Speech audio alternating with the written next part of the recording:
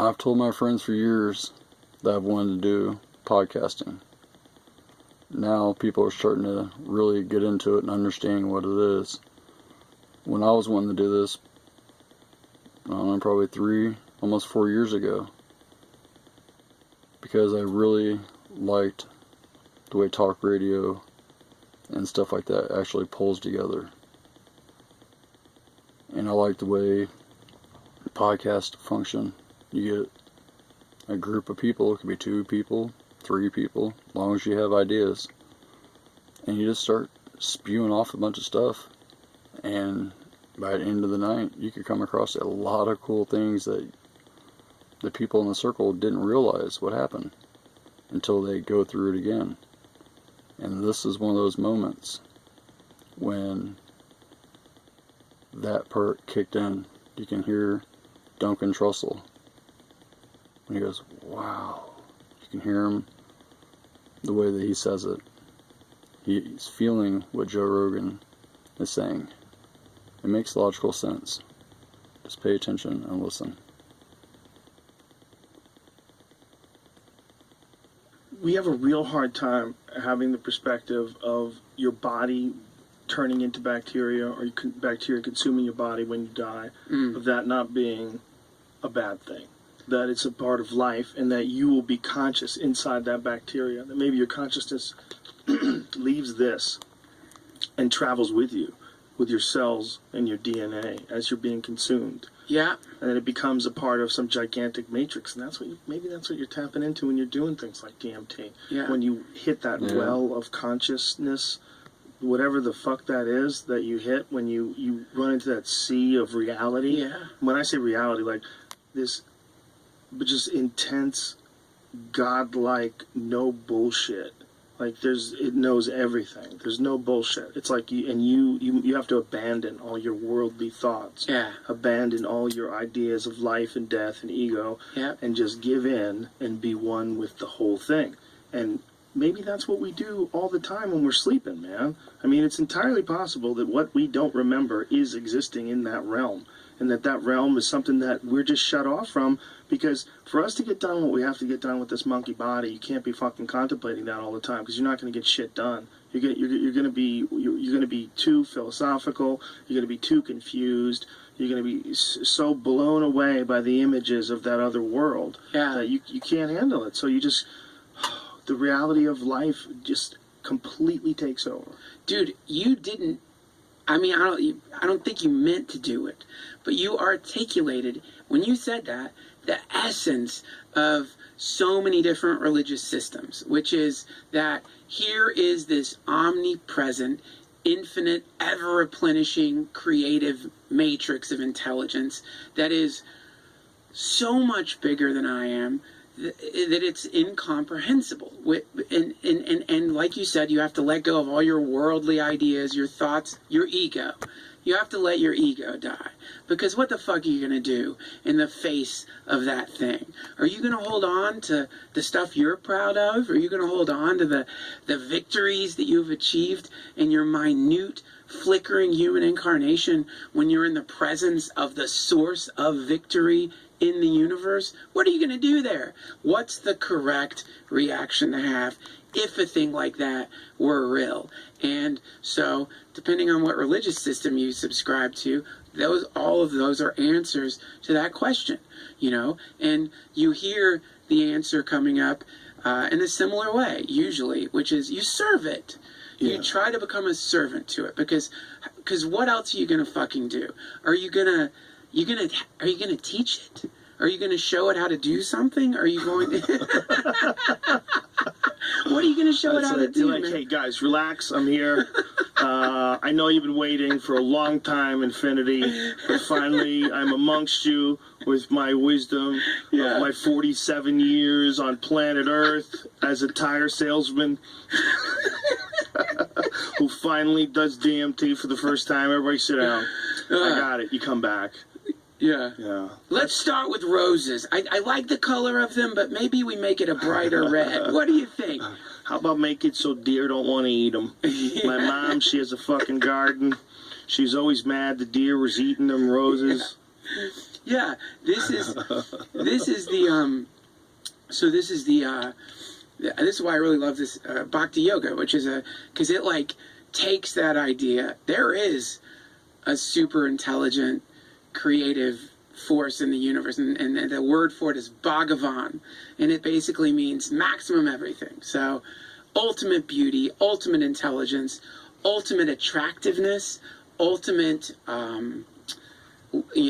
ultimate love. It's the ultimate of ultimates, right? So this thing has inadvertently, it depends on what version of it, probably not inadvertently, but this thing has it's so potent that the way it's interacting with time is that it's breaking into an infinite number of pieces that have all become semi or super aware. So its consciousness has dispersed itself through its creation, and every single minute element, like some fractal, every single little piece of it is a possessor of this infinite consciousness. And so that infinite consciousness is the source of love, and it's basically lets you fall in love with it if you want to, and it loves you too, which is what's really trippy to imagine. Just as a thought experiment, man.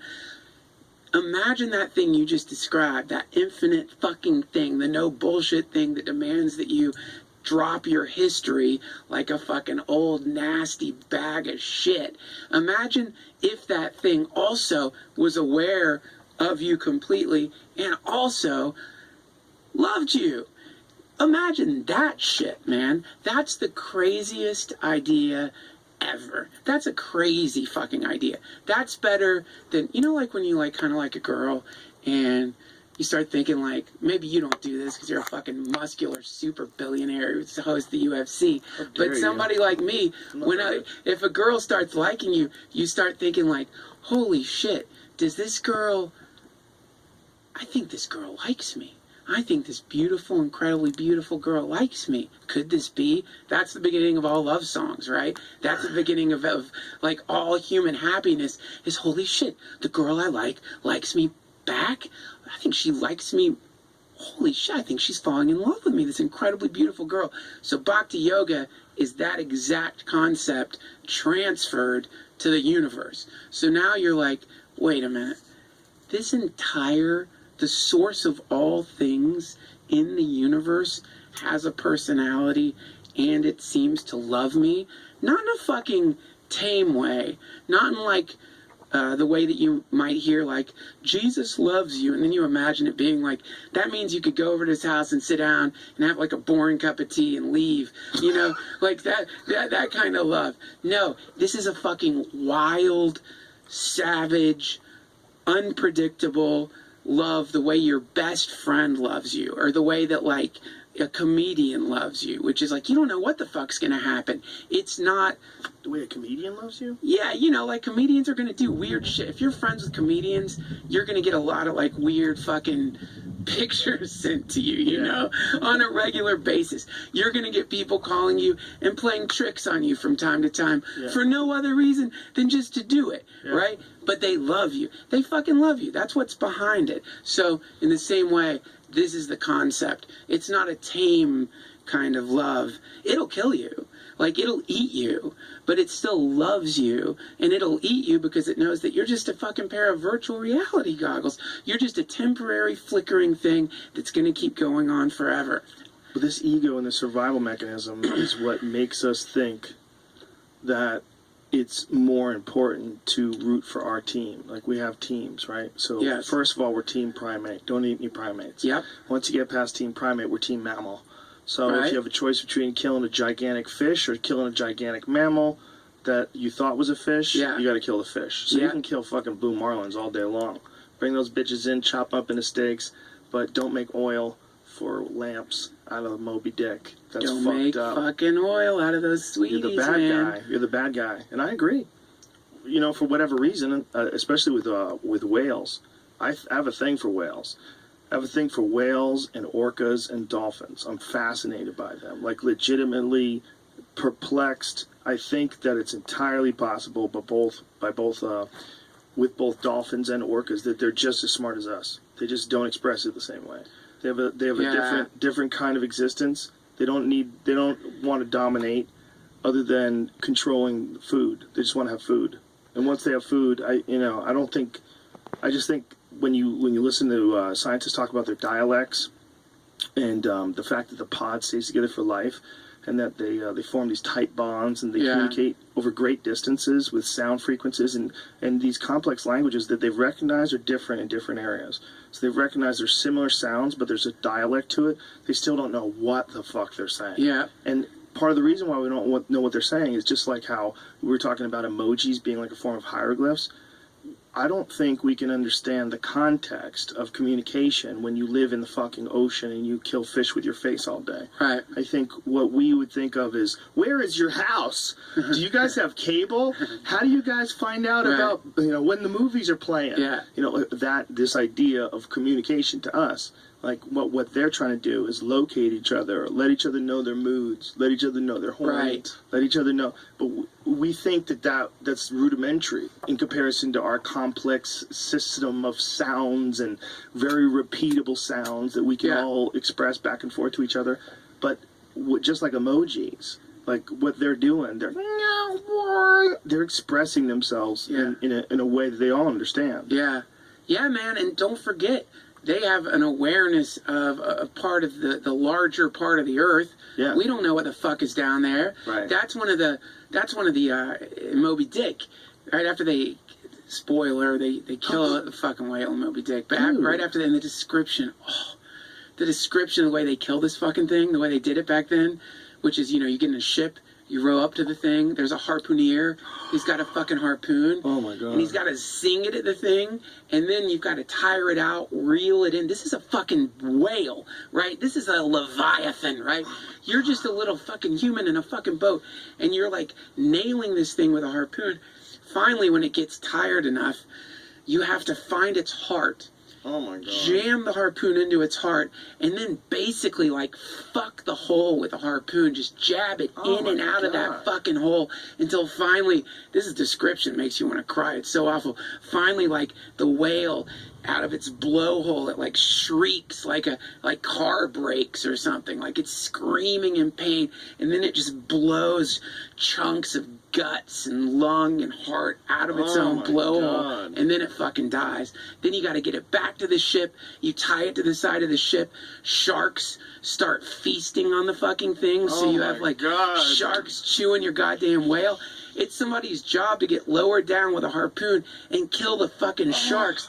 And Melville describes killing sharks. He's like, you watch the harpooner stab the shark will start eating its own entrails, because it'll just start eating itself and then just like tying itself up into a knot as it eats itself in a frenzy.